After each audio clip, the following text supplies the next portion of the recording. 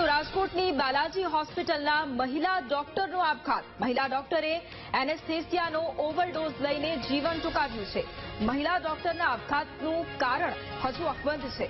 મૃતક મહિલા ડોક્ટર બાલાજી હોસ્પિટલમાં પ્રેક્ટિસ કરતા હતા અને મૃતક મહિલા ડોક્ટરના પતિ રુદ્ર ક્લિનિક નામથી હોસ્પિટલ ચલાવે છે. મહિલા હોસ્પિટલના આપઘાતને લઈને પોલીસ અત્યારે તપાસ પણ શરૂ કરી છે અને મહિલા ડોક્ટરના પતિ સહિતના પોલીસે નિવેદન પણ નોંધ્યા છે. આપઘાત પાછળનું કારણ જાણવા માટે પોલીસે અત્યારે તપાસ પણ કરી છે.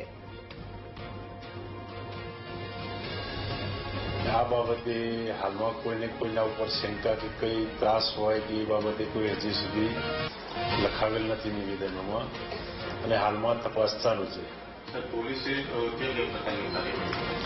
પોલીસે મરણ જનાર તબીબી બેનનું પેનલ ડોક્ટરથી પીએમ કરવામાં આવેલ છે. એક્ઝિક્યુટિવ મેજિસ્ટ્રેટ રૂબરૂમાં ઇન્ક્વેસ્ટ પંચનામું ભરવામાં આવેલ છે. તેમજ બનાવડી જગ્યાનું એફએસએલ રૂબરૂ સ્થળ નિરીક્ષણ કરાવી આગળની કાર્યવાહી કરવામાં આવે છે. હોસ્પિટલ શરૂ થઈ ત્યારથી અમારી સાથે છે.